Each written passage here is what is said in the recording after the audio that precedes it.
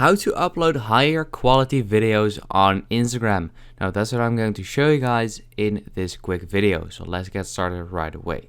Now we all know that especially back in the day, the quality of your videos that you post on Instagram would drop so much that it was it just ruined your video.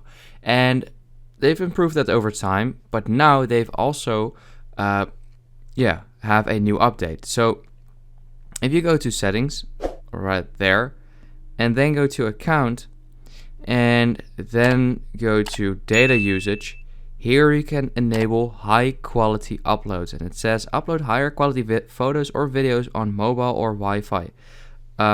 Additional processing time may be required due to the larger file size.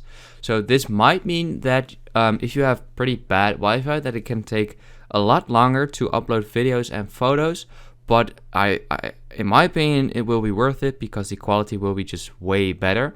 So yeah, that's basically it. I hope this video helped you out.